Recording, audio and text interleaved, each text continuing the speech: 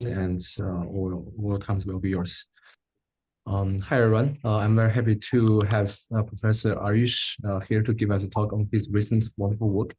So Ayush is a Hill Assistant Professor at Rutgers, and he completed his PhD in math at Penn State University, and he was awarded the dissertation fellowship for his thesis, which was published in the prestigious Advanced in Mathematics. And he completed his bachelor in engineering at Berlin Institute of Technology and Science, Pilani. And he's deeply interested in contributing to AI and math, and which likely to completely change the whole math research and how it is performed. So now time is yours. Thanks, Irish. Yeah, thanks for having me, and thanks, Leon, for the very kind introduction. Can you all hear me okay? Yeah. Okay. But I cannot see your screen. Yeah, I'll just share it right now. Mm-hmm.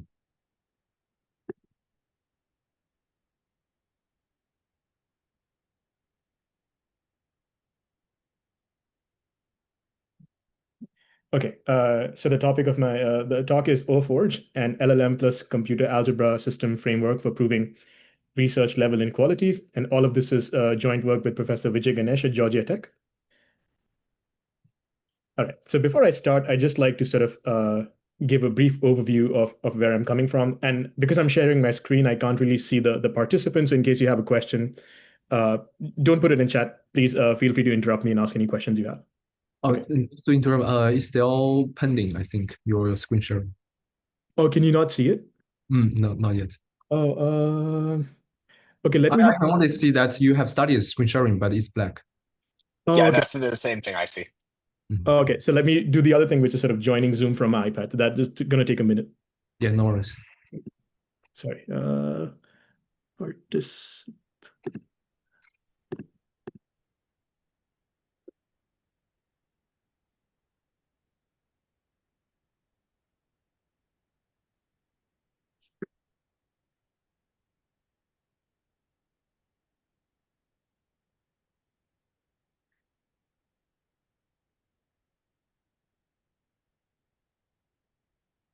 Recording in progress.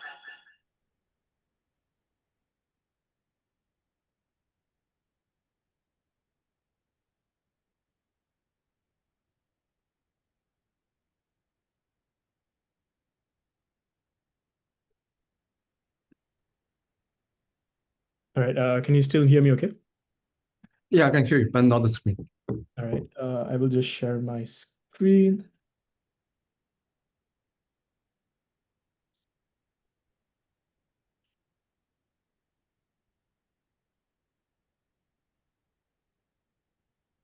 Now works. Okay, perfect. All right. All right, so the topic of my presentation is OForge, an LLM plus computer algebra system framework for proving research level inequalities. And all of this is sort of joint work with Professor Vijay Ganesh, who's a computer science professor at Georgia Tech. And before I start, I just like to sort of give a disclaimer. I'm not really a computer science researcher. I'm a mathematics researcher. And so I sort of want to prove problems in mathematics that I'm stuck on, or problems in mathematics that people care about in the community and which are difficult. So I want to create AI tools that can sort of help me solve these problems that I perhaps by myself cannot. Right. So that's going to be sort of the motivation for why we need this tool. And the idea is that you just get your hands on like the best technology out there. It doesn't matter the best LLM out there, the best sort of computer algebra system out there, and then you sort of connect them and create a pipeline, and then get the tool. Right. So there's a lot of more fundamental research, which is sort of if you want to play around with smaller LLMs, you want to explore their behavior in different parts of mathematics. That's not the focus here. I just want like a big hammer that I can use and solve a research problem. Okay. So the talk is divided into three parts. First, I'll sort of motivate the problem, and then how we implemented it, and then some of the drawbacks of such a tool. And I'm going to be sort of very realistic and pointed about the drawbacks and what really we need today to be able to create tools that mathematics researchers like myself really need from computer scientist researchers to sort of to solve our problems for us. Okay. So AI tools for math. The tools that we need are just sort of generalist tools that can solve hard problems. And it's a lot of fun to go to Hugging Face and play around with like the smaller models. And I love doing that. I have like a Google Colab subscription. You can sort of play around with these models. But what I really need at the end of the day is like the biggest model that is just good for my use case. I should be able to put in my maths problem into it and play around with it and hopefully get some insight that I wasn't able to come up with myself. And with like the latest LLMs like ChatGPT Pro and Gemini Ultra, that's sort of started happening more and more, which is you sort of take this really big model and you ask it a question, and after like maybe 4 or 5 to and fro's and some discussion, you're able to solve this really difficult research problem, or you're able to partially solve a really difficult research problem that you weren't able to by yourself. Recently, some of the famous people who sort of detail their experiences of solving such problems are like, like the big names like Scott Aronson. Uh, and today, in fact, right, maybe 30 minutes before the talk, Timothy Gowers, who is like a Fields medalist, and of course, more famously, Terence Tao, who recently uploaded sort of like a Twitter like a Mastodon thread on him solving this very old problem on a research forum, mathematics research forum called Math Overflow, by just prompting ChatGPT Pro. Okay, so it's not just even the greats are able to solve like hard research problems using these LLMs. Okay, and so this is like the first kind of tool that we need, which is sort of like a big hammer that you can sort of use and get an insight into a good research problem. The second is a different kind of tool, which I feel like mathematicians really badly need, but computer scientists might not always be aware of that these tools are needed. So for example, like I'm a mathematics researcher. Let's say if I spend 5 hours trying to prove a problem so it's going suppose I work for 5 hours on a problem, then the creative thinking and sort of thinking of ideas, etc., really only happens for maybe 1 hour of that, maybe less, right? So like brainstorming ideas and trying to sort of think of these very nice like a breakthrough that we need to sort of see the problem the right way and solving it, that happens for only a small fraction of the time. The rest of it is just sort of busy work, which is you're trying to prove a problem, and a lot of it is just going to be how to prove it, but it's just going to take you 3 hours to write down and confirm that this fact is indeed true. Or suppose you have a conjecture, because you've been working in this field for 10 years, that this conjecture has to be true. It's not a big thing. It's just one of those things that has to be true, but confirming it is going to take you just 3 hours of writing like 10 pages of calculations before you know that it's true.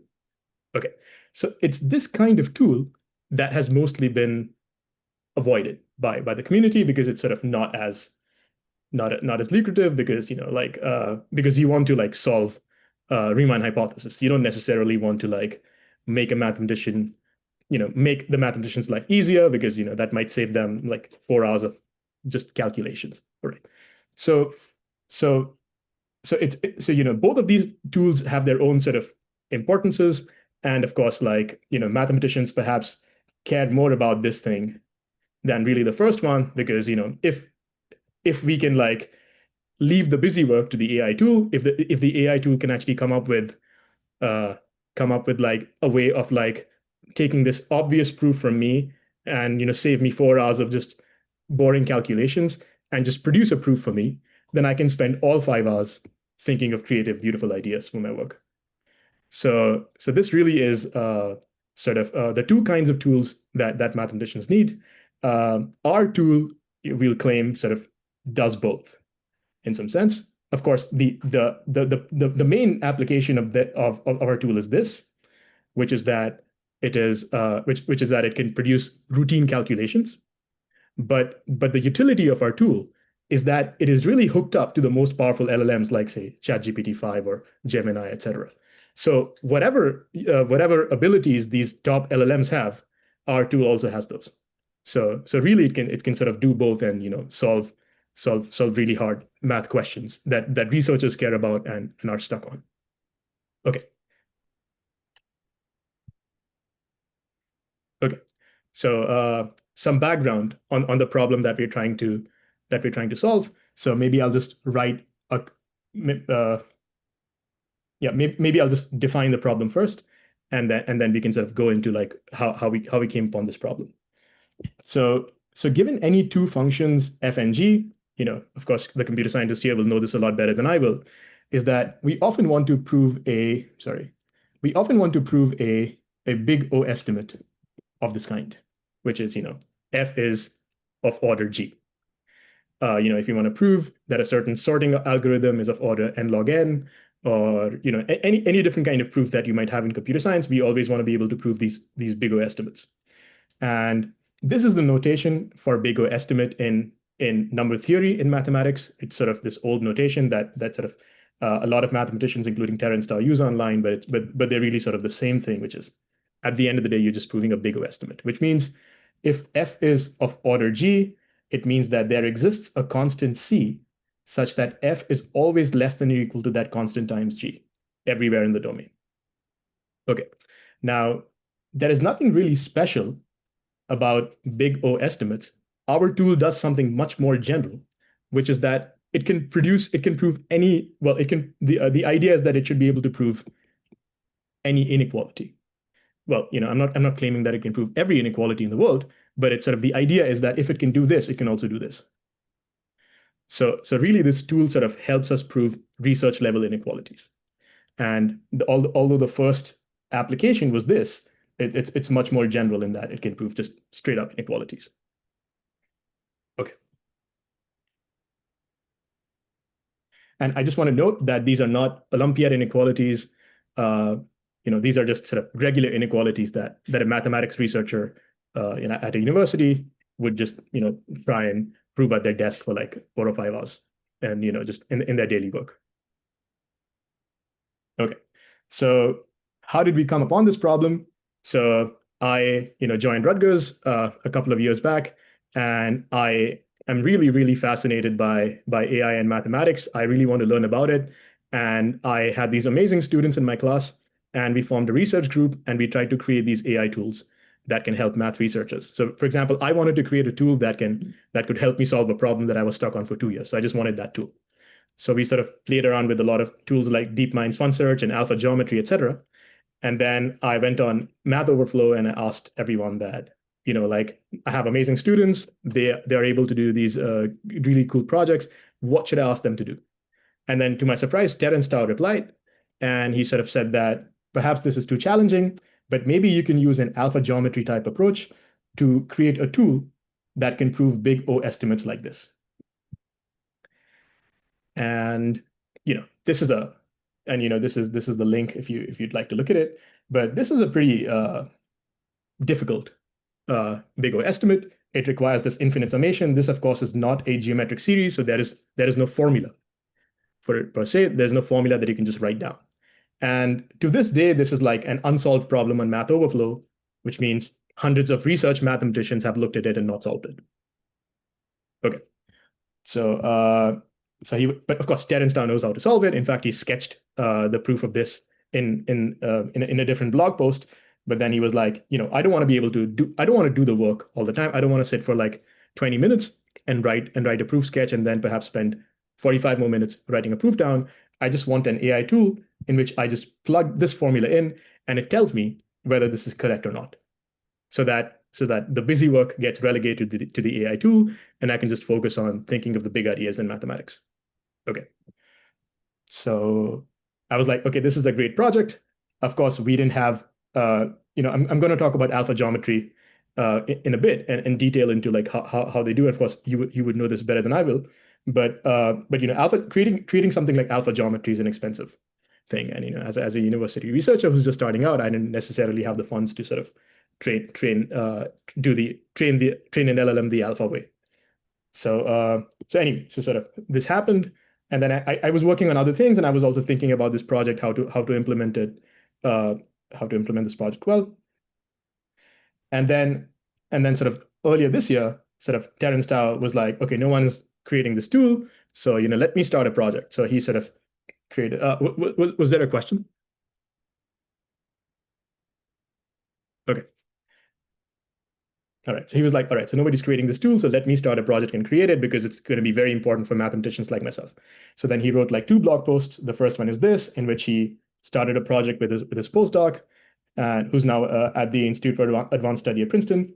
And then he started like a second blog post in which he was like, okay, I'm going to create a GitHub repo. Anyone can join in this project. And then we'll try and implement this concept using several techniques. All right, so this is clearly a project that he feels is important. He's written like multiple blog posts, multiple answers about it, and he really wants the community to just come up with this tool, which can prove inequalities like this. Okay, and all the while I was sort of working on a different direction by myself. Okay, so here are the methods that can be used to solve a problem like this. And then we'll discuss these methods in detail, and then we'll sort of tell you more about the design choices of why we did things the way that we did. Okay. So the first method, of course, is just alpha geometry. You just, alpha geometry was this amazing technology by Google DeepMind a couple of years back, in which they were able to prove, theorems in plane geometry by just, they just created this AI tool that you could just plug a problem into, and then it would be able to sort of, prove these theorems at the IMO in geometry. Okay. And then the second tactic is, creating like very powerful lean tactics to just, if you take any question, just write it in lean, and then you call this lean tactic. And, of course, you would be aware of lean. And then lean has this like bag of tricks, some tactics like simp or ESUP, etc., that you can just throw at a problem. It tries hundreds of different things, maybe thousands, and then it just completes a proof and it gives you a proof object. So maybe you could sort of design a lean tactic that does that. And the third way that you could attack a problem like this is sort of like a Python package like SymPy, which you can sort of which has like symbolic manipulation. It can do some symbolic manipulation. It can sort of simplify expressions. It can do simple things. And we tried all of them. All right. So let me sort of tell you our experiences with all of them. Okay. Now alpha geometry is this sort of amazing thing. When it came out, I was completely impressed. Like I have tried and failed at solving IMO problems. So, and I did a PhD in math, so I should really be able to do this. But what they're able to do is just something just really fascinating, which is you can throw almost any geometry problem at them, and then they're able to solve it. But then you kind of go deeper into it, and then you realize it's really not as impressive as it seems. And the main bottleneck is generalizing to problems that are slightly out of distribution, like geometry problems that are slightly different from IMO problems, and then the whole tool just falls flat. Okay, so so there are 2 aspects of mathematical problem solving. The first is the creative step, and the second is the computation. Now, I think everybody would agree with me that it's the creative step that's the difficult part, and the computations almost anybody can do. So for example, if you are trying to prove something like Pythagoras' theorem, this is like a silly example, but it sort of helps me clear my mind as to what's happening in alpha geometry. So if you're given a right angle triangle, you want to prove that a squared plus b squared equals c squared. Okay. Now the difficult part, or the more difficult part than the computation, is the first part, which is making the right construction. So what should you construct on this geometric figure, which is, and there are many proofs of Pythagoras' theorem. The one that I'm aware of is that you have to draw this perpendicular side onto the hypotenuse. Okay. Now, once you do that, the next step is just computation. You just have to, you directly see that this triangle is similar to the entire triangle, and then you do some similar triangle things that we all know from middle school, and then you get Pythagoras' theorem. There are of course, maybe 500, maybe more proofs of Pythagoras' theorem, but all of them require a clever construction. I would argue that this is not a very obvious geometric proof. It requires some cleverness in which you sort of make the first construction, and then some computations, and then you get Pythagoras' theorem. Okay.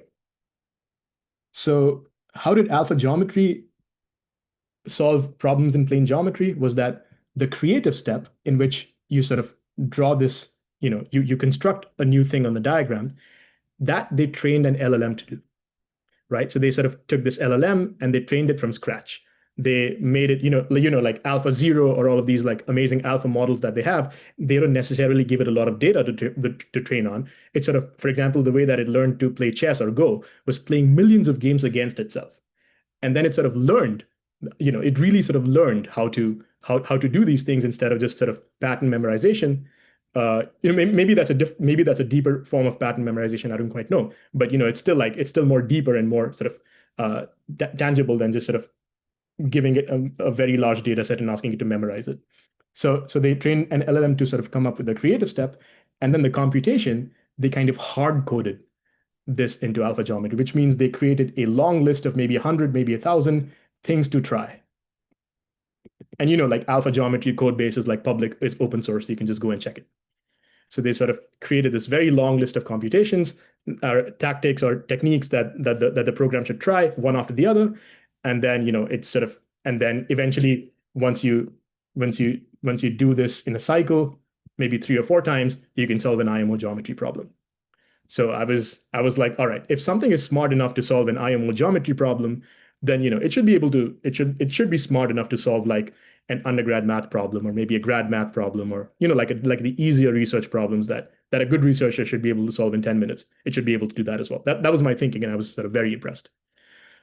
And that's not true.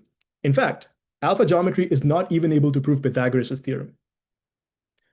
So if you sort of really take this into context, and we tried, like I had this whole research group, maybe I was going about it the wrong way, I don't quite know, but we did try a lot, was that it's able to solve all of these very, very difficult geometry problems that are beyond, like that require a lot of training. Even for IMO participants, it requires a lot of training to be able to solve these problems, and it's able to solve them in like 7 seconds or something ridiculous.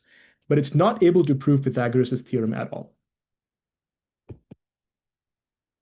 So, as a mathematics researcher who really cares about, having tools that can solve hard problems for me, this is very disappointing, because it almost seems like a lot of these tools are just sort of made to optimize the data set, or made to optimize for the task, which is, can you solve IMO geometry problems? Yes, you can. All right, we're going to release the product. You don't really care about how much it generalizes to problems that are even slightly different.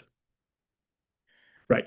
And like without naming names, I am sort of like I only approach these tools from a mathematical perspective, in which they can sort of help you solve math problems. And like at Rutgers we have a lot of talks, and sort of a lot of sort of teams demonstrate their tools that can do very impressive things, and then we try them, and then we do something, ask them even a slightly different question, like a lean proof writing tool or something else, and they just completely fold. Right.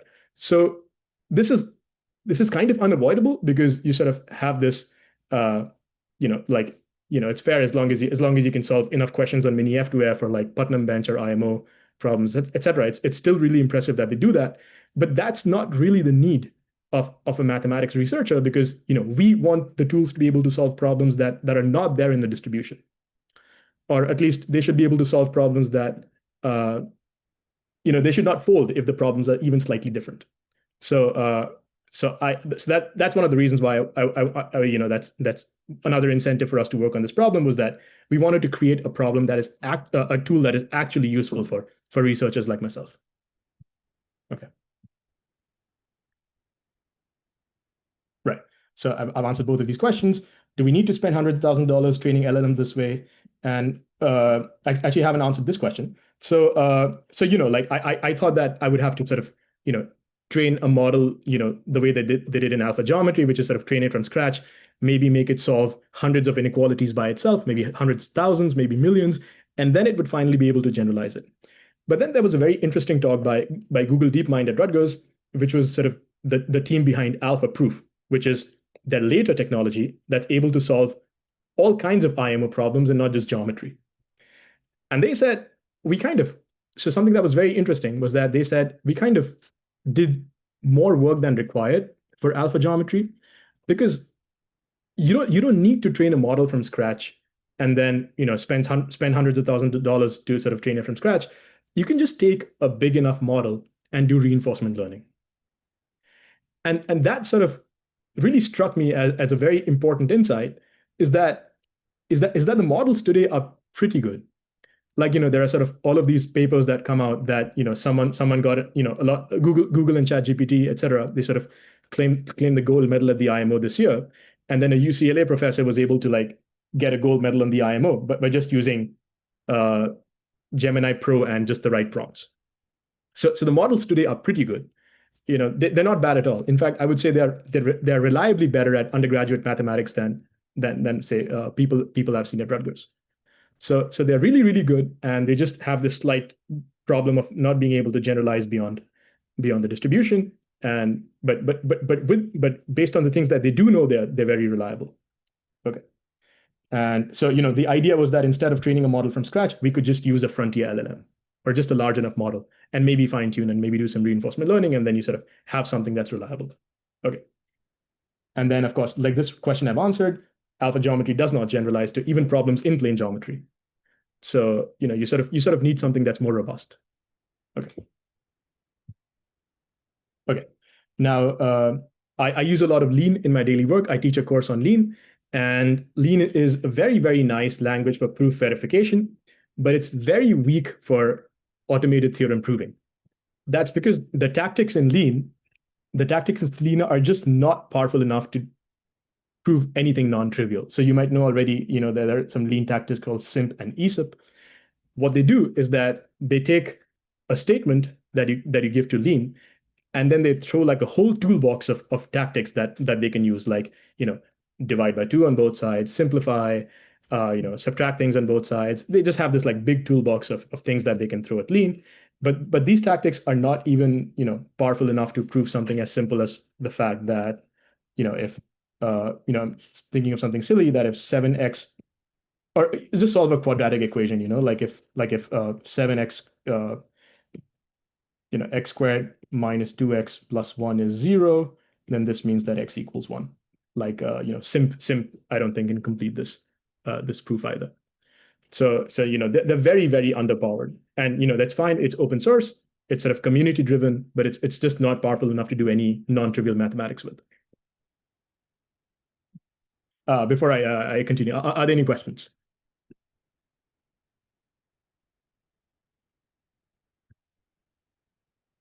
Can everyone hear me okay? Okay. All Yeah, right. I can hear you.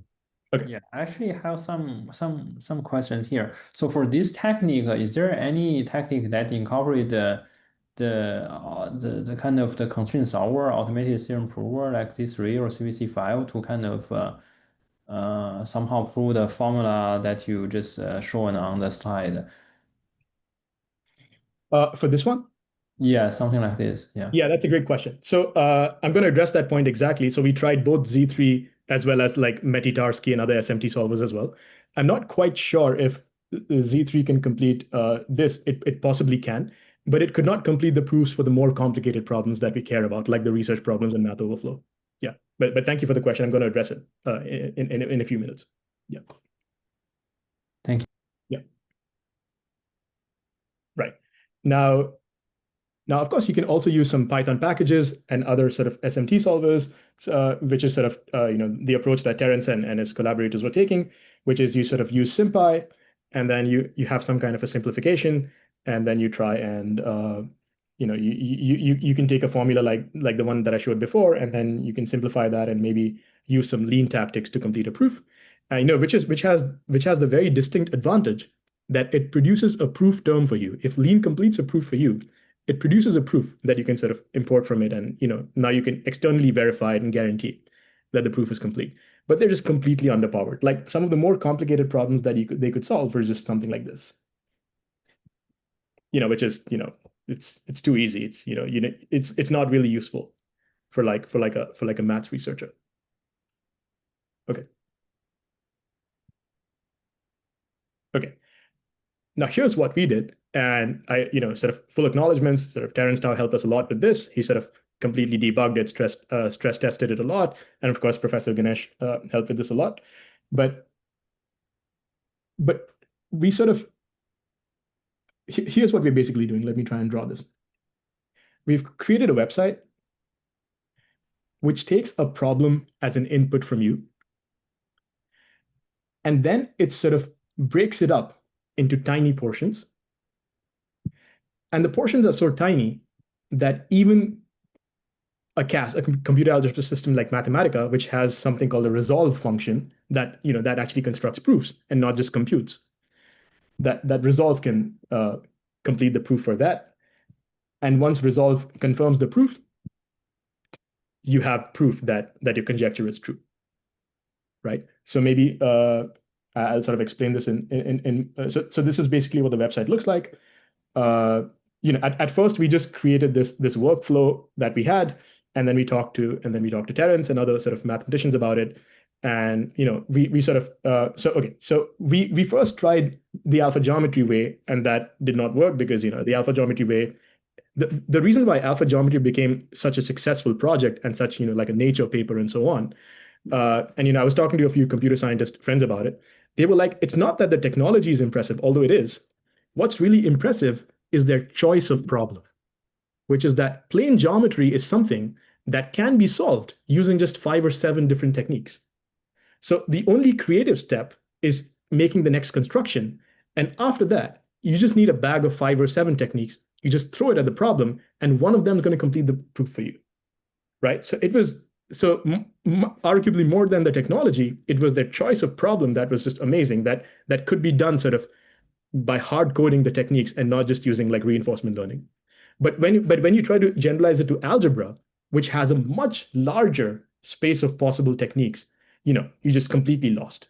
That's why there's no alpha algebra, right? I mean, a lot of people would have tried to do it, but then algebra in itself has such a large set of techniques. You can divide by something on both sides. You can complete a square.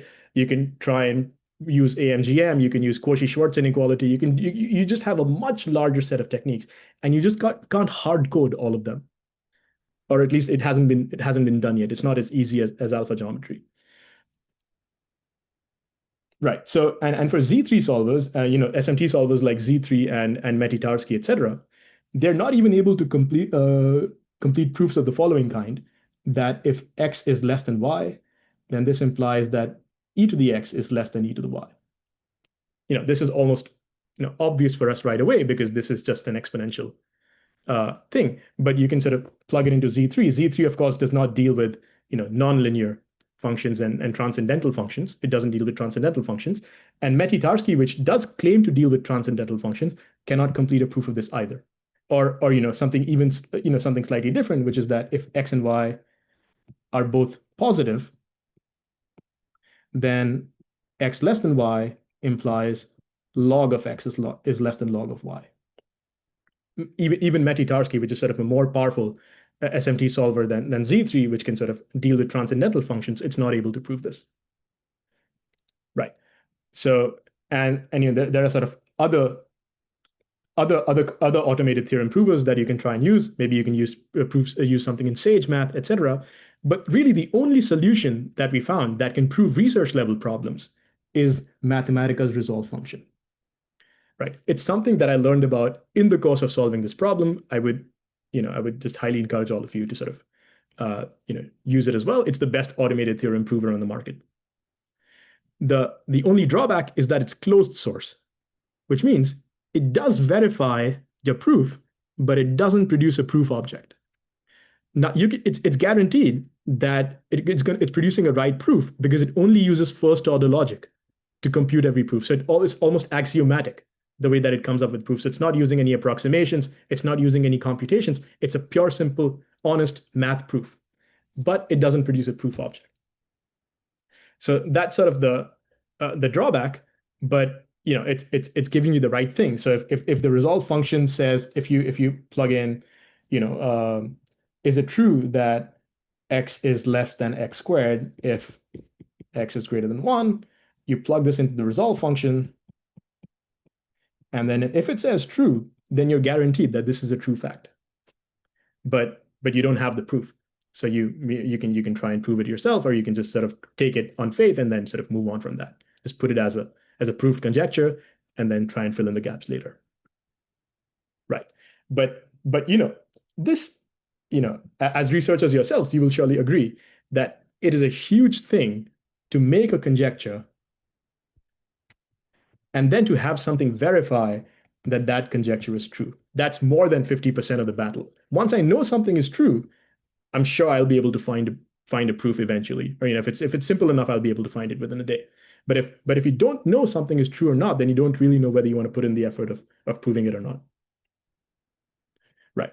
So it's very, very useful for conjecturing and having that conjecture verified, and then you can sort of try and see if that's useful. Okay. It's this problem. It's okay. So we take a user input in the form of LaTeX. In fact, we later generalized it to natural language. You can take an input in whatever form you like, and then we make an API call to sort of create the right instance of a certain object in Python, of a certain class in Python, and then we sort of make an API call to sort of simplify it into tiny portions, and then for each tiny portion, we ask Mathematica to complete a proof. If it returns true for each tiny portion, we know that the inequality is true. So it's as simple as that, which is sort of take something difficult, break it up into simple portions, and then ask Mathematica to prove each simple portion.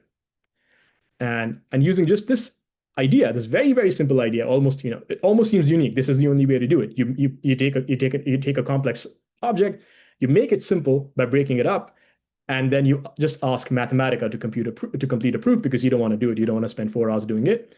Mathematica does it for you, and then you're done. You know that this is a true conjecture. Right. Now I'll explain this portion further on the next few slides. What does it mean to take a complicated object and break it up into simpler objects? Like how do you simplify a problem? This is our website. This idea was essentially, Terence Dow's. He sort of told us, I sort of, Professor Ganesh and I sort of created this GitHub repo at first, and we were like, mathematicians are going to download it, and then they're going to, link it to Mathematica on their computers. They're going to insert their API keys, and then they're going to do all of that. And then we were told, no, mathematicians are not going to do it. Most of them don't know how to use GitHub. They will not be able to clone a repo. They don't know what API keys are. So just make a website where you can just write a question here in plain English, and then they should get an output here just beneath it, whether this conjecture is true or not. And everything else, including the API calls, like all of it should just be happening under the hood. So, and this is something that's very, very important. Until about a year back, I did not know how to use GitHub. I work at a university, and most of the math professors actively hate using any of this technology. They're not comfortable with Python code. They can't run a program, any code through the command line, etc. So a tool that is difficult to use for a person not good at programming is just not going to be useful. So if you're building a tool that I can't use by just clicking a button, then chances are most mathematicians are not going to use it. So making things easy to use is just like a huge boon for people like me who would just it just makes life simple and makes adoption very easy. Okay. Now let me sort of go into like what does it mean to make a problem simple. So suppose I'm trying to prove something simple like this, which is prove that x is less than or equal to x squared plus square root x if x is greater than 0. Now, some of you might see it right away. To me, when I see it, it sort of looks slightly weird, like what's happening. And then you sort of realize that this problem, this in the domain that you're trying to prove this, if this is the you're trying to prove it in the x greater than 0 domain, that's a domain. In that, really the domain should be divided into 2 parts. The first part is from 0 to 1, and the second part is from 1 to infinity. Because what's happening in the first part is that square root x dominates x, right? If this is x, then square root x is going to look like this. Right. And in the second part, from 1 to infinity, it is this function that dominates. Square root x is going to go below x, but then x squared is going to look like this. Right. So really, this should be divided into 2 problems, which is, prove that x is less than or equal to square root x if x lies between 0 and 1. and then prove that x is less than or equal to x squared if x is greater than 1. Right. So that's how you're dividing this one problem into two different very simple problems. And then, of course, like mathematical resolve function, and I'm pretty sure that something like Meditarsky or Sage Math, etc., or any automated theorem prover on the market would be able to prove these things separately. Right. But if you try and prove this right off the bat, there's nothing that you can use without sort of dividing the domain further and doing certain analysis. So whenever you prove an inequality, or whenever you try to prove a maths problem in general, it's always useful to break it up into simpler problems that you can prove, and then put them all together. So in other words, you want to. So the first task, or step one, is to find the right way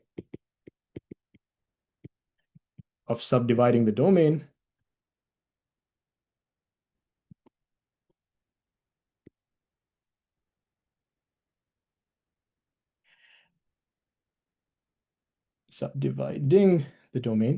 And then the second part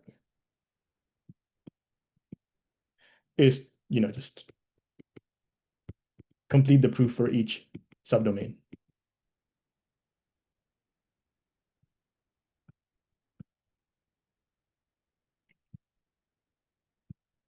So much like alpha geometry, there are two parts to completing a proof. The first part is really the creative part, which is how do you divide the subdomain? Of course, this is very simple. You see it right away, how to subdivide the domain. But there are questions that can be a lot more complicated.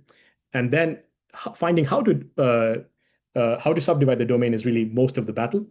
And then the second part is, if you've done your task correctly, which means if you've subdivided the domain into simple parts the right way, then the problem just becomes completely elementary.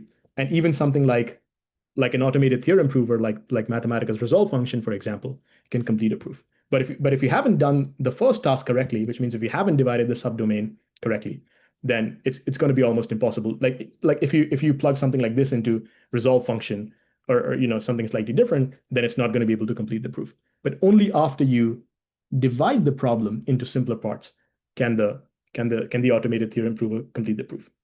Right. So really, like, this is the main part. Okay.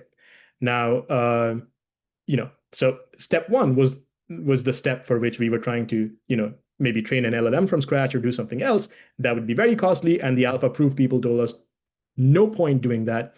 Just use a frontier LLM, maybe do some fine tuning, or maybe, like few shot prompting, or, some other techniques, maybe make your, just try and fine tune that. And the LLMs today are good enough to be able to do most of this math. And that turned out to be very, very good advice. Right. So for this step one, we are currently using Gemini Pro. But because sort of the structure of the whole tool is very modular, you can just simply just change the API key to say ChatGPT 5 Pro, or maybe when ChatGPT 6 comes out or something, whatever the best LLM is, you can just change the API key to that, and then the prompt and everything else remains the same. So this tool can become as good as the currently available best technology. So, it sort of is really, really useful for mathematics researchers who don't really care for who just want the best tools to be able to solve the problem that they're stuck on. So this, this sort of modular structure sort of helps us just get access to the best technology that we can get our hands on. Okay. Now, for the second step, initially when we put out the GitHub repo, we were told that, you can just, specify the path to Mathematica on your computers. And then we were told, don't do that. Some people might not have Mathematica on their computers. Some people might not be able to figure out how to do all of this setting. You need this tool to be used by the broadest variety of people possible. So, just make API calls to Mathematica Cloud. So, that is also happening just under the hood. You don't need Mathematica on your computers. You don't need any kind of setup on your computers. Just go on that website, put in a problem, and it'll spit out true or false. Right. And like the current math tools created by AI researchers, including alpha geometry, it was a huge hassle to make alpha geometry done on our computers. Whenever a new tool comes out, like Gödel Prover, or any kind of different tool, it's very difficult to sort of implement it because we're not experts in it. It's having a tool be easy to use is one huge advantage for adoption. If you sort of care about like it actually helping the community, right? And most of this were like turnstile suggestions, and they were great suggestions, and we've seen some very supportive feedback on this tool. Yeah, and this tool was also shared by Turnstile on his social media. Okay. Now this is a slightly more difficult problem, and this again is just proving that XY is big O of this. If you're anything like me, you sort of, I don't see it right away, but Gemini is able to tell us that the correct subdivision is that Y is less than or equal to log X, and Y is greater than or equal to log X. Under these subdomains, if you try and prove this problem, Mathematica's resolve function is able to complete the proofs and say it's true. Right. So, maybe if you think about it for a few minutes, or maybe if you're more experienced with these kinds of problems, you might see it. I didn't see it right away. And, sort of Gemini because it's seen millions of mathematical problems, it knows that this is the correct domain decomposition, and then you're able to complete the proof. Okay. An even more complicated problem, which is sort of this. You don't really know how to. So you want to take the series, and you want to break it up into, suppose you want the first part of the series to go from 0 to something. I'm going to call it A, and then maybe you want to go from A to infinity or something. You want to break this up series. You want to break the series into tiny portions such that you can prove this estimate for each portion. And I don't see it right away. An analytic number theorist or an expert in this kind of, I was talking to an analytic. So this is an open problem in Math Overflow that is still unanswered, which means the average researcher can't solve this. And I was talking to an analytic number theorist expert at a university at a conference, and he told me it was going to take him around, say, 2 or 3 hours to make a guess and then verify everything. But our tool can sort of prove it right away, which is it knows that the correct subdivision is from 0 to H, and then from H to H times M,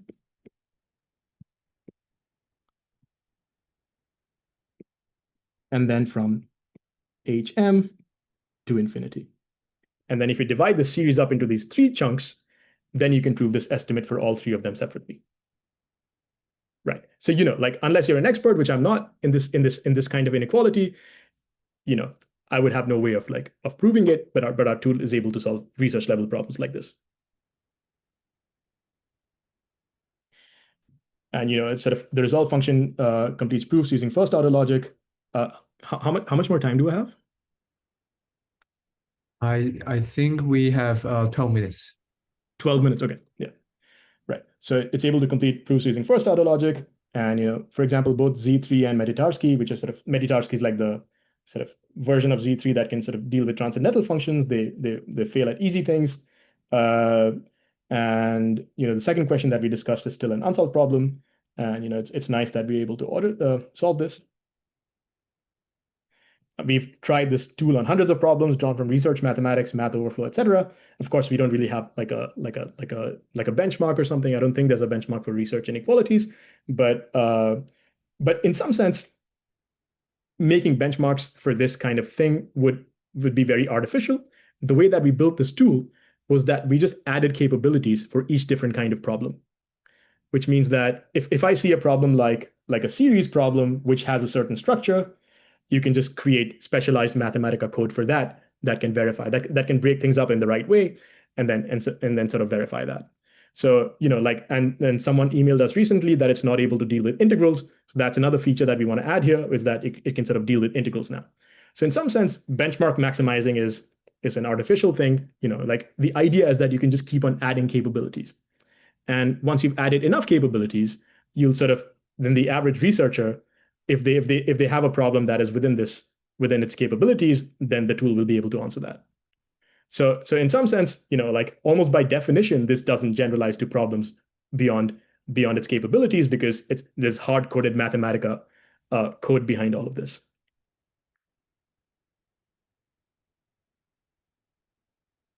right? So does this mean that this is a fairly general tool? No, you're just adding capabilities again and again. Whenever I see a kind of problem that this tool cannot solve, you add specialized Mathematica code for that. And not for that particular problem, but for that class of problems, which means that if I see a certain class of problems, like an integral problem that it's not able to solve, you can add features that can solve that kind of problem, and now this tool can solve more kinds of problems. So in some sense, like the main thing about like mathematical progress for AI tools is LLMs, because they have some capacity for generalization after doing reinforcement learning, etc. All the specialized math tools are almost by definition constrained to what they've been sort of made for. But even tools like this can have a lot of utility in being able to sort of help researchers in their daily work. All right. The drawbacks, of course, are that it does not produce a proof term.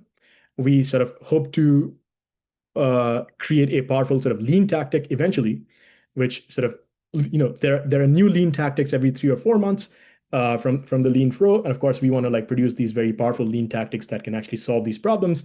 But the resolve function is like a lifesaver until then. It's amazing. It's able to solve these really, really complicated problems and produce proofs. Well, not proof terms, but it's able to complete proofs for all of these sort of very, very complicated things that almost no other tool on the market can.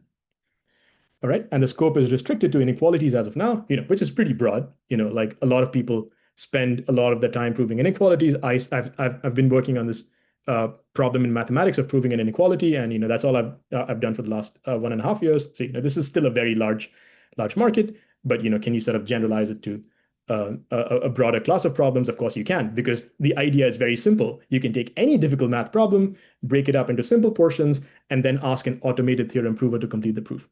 So there's nothing specific to inequalities in any of this. This is just a way to solve math problems, which is making difficult things simple. That kind of works everywhere. And of course, we happily acknowledge Terence Tow's help in stress testing this tool and providing the initial idea of creating the website and promoting our tool. We also acknowledge help and advice from Swarat, Ayman, Amit, Ayush, and George. And these are the references for the blog post and our paper, which is now out in archive.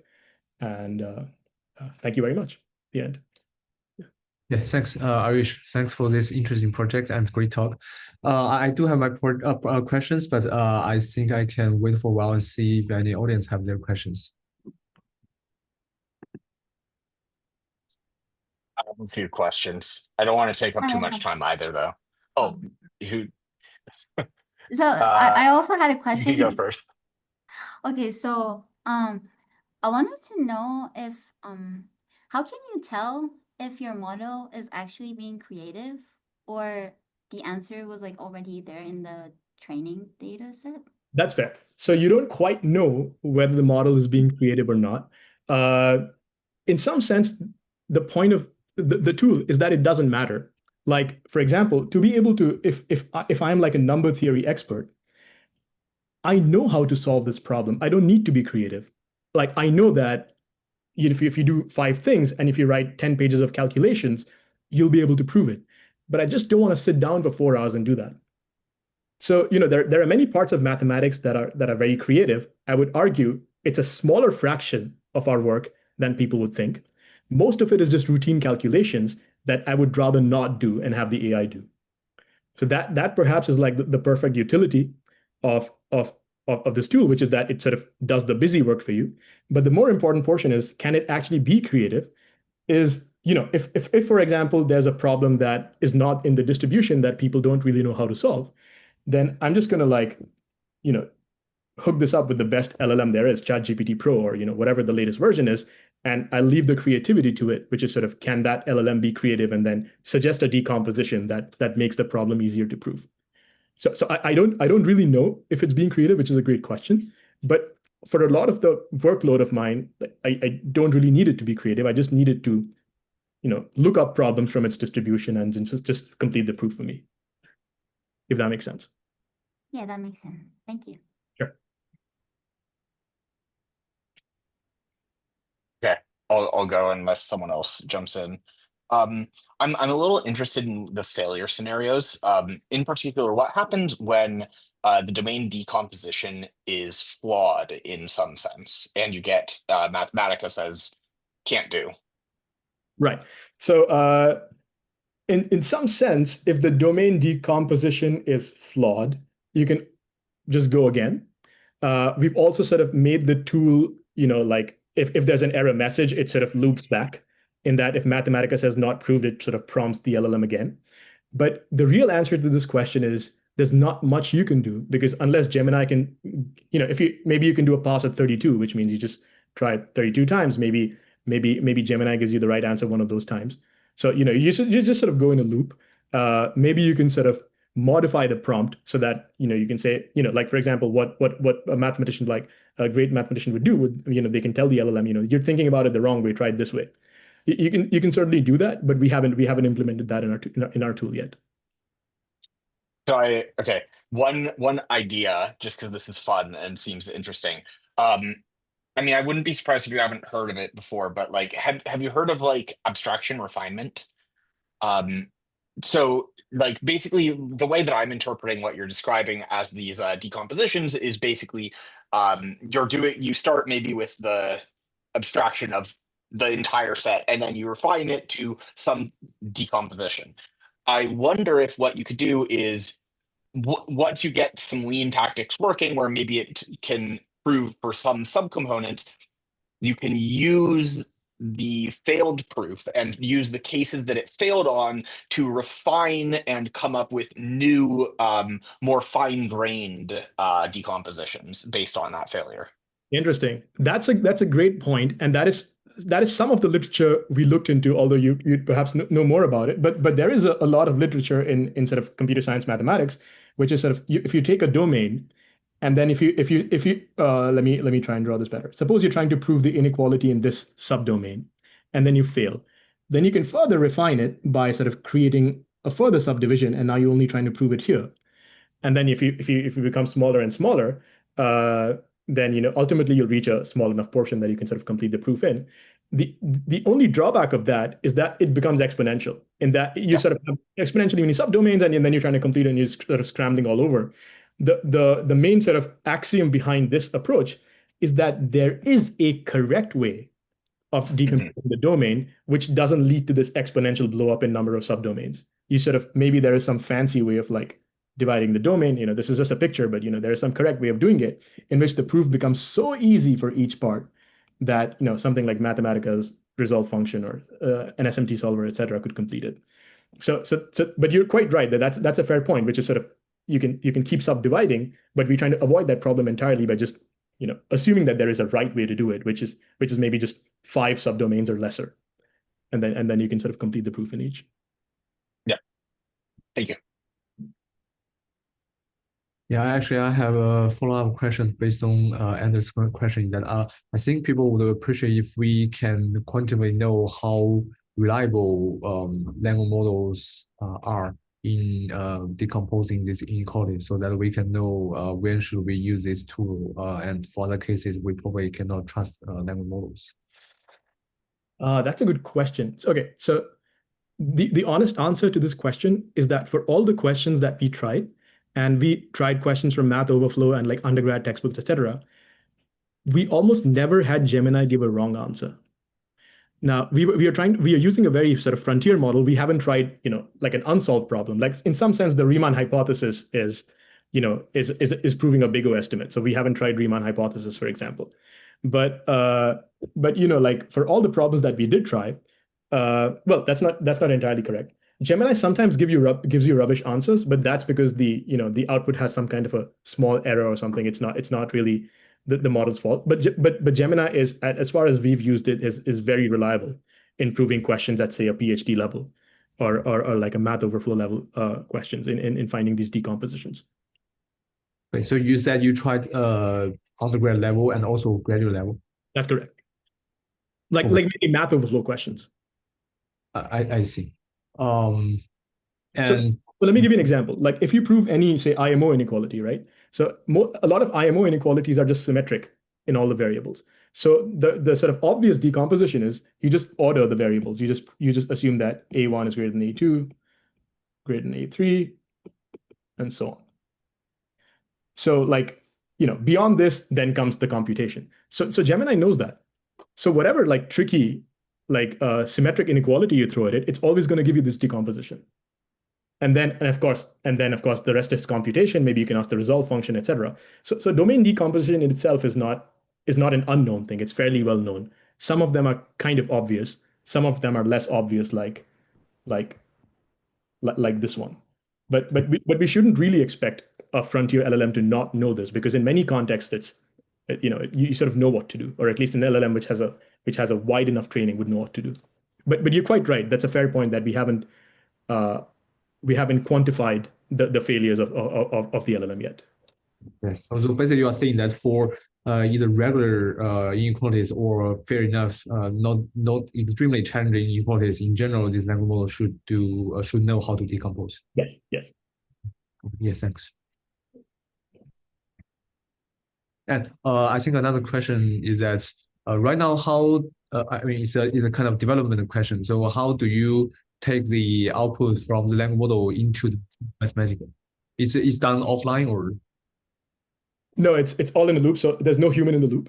So the output from the language model is parsed as a string, and then there's this sort of very complex. It took a lot of time to create this pipeline, but it's sort of you use some techniques to regex to sort of parse it and then create the right kind of string, and then that's put as an input into this long Mathematica code. So you can do it by just extracting the right information from it and then just putting it into Mathematica code that is again then passed on to Mathematica Cloud.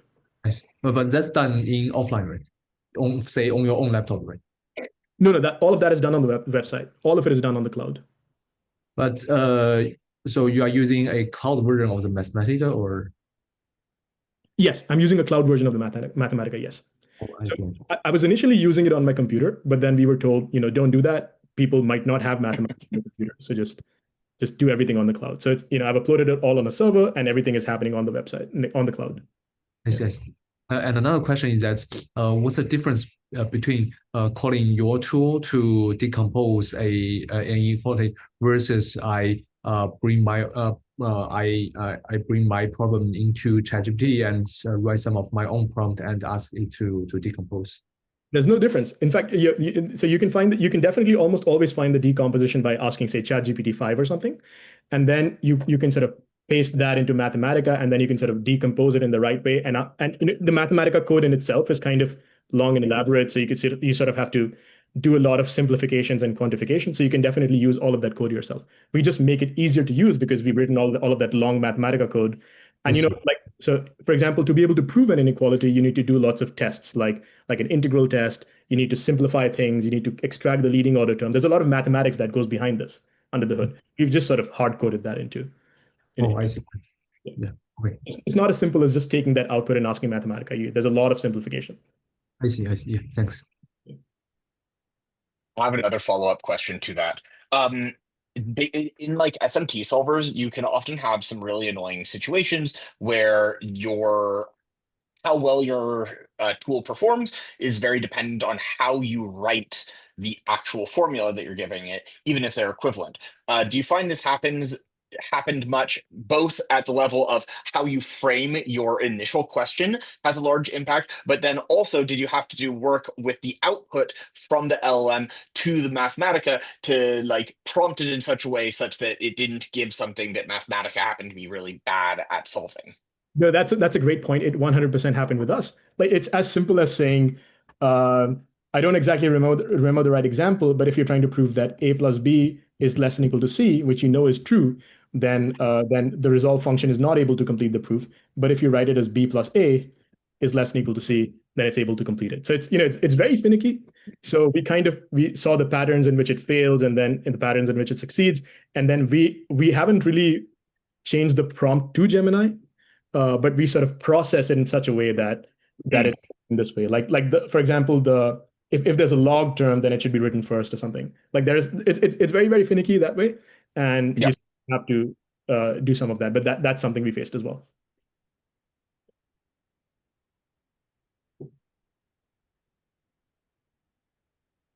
All right. Any more questions from the audience? Yeah, I have one more question. Maybe some follow-up question of a previous question, probably by Eleanor. So when you do this domain subdivision or domain decomposition, I guess it's not really like it's more from the previous experience. So how often do you find that this kind of strategy is helpful for solving the problem? And is that very frequent, or is kind of half-half, or is kind of like only a few it can solve the problem? Yeah. I'm glad the question. So last year we released a math paper in which we solved a problem that was sort of unsolved for a few years, and the crux to proving that inequality was finding the right domain decomposition. And everything after finding that domain decomposition was just regular computations that anyone could do. So in my experience, it's the thing to sort of prove. Well, it's not always true, but in many difficult scenarios, it's finding the right way to cut up the domain or to sort of simplify the problem in the right way. And once you find that, the rest of it is just sort of computation that anyone can do. So I would say, in my experience, it's widely applicable. This strategy of simplifying to prove an inequality. Yeah. Nice. Thank you.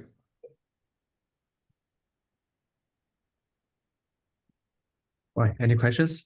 Because we are actually running out of time.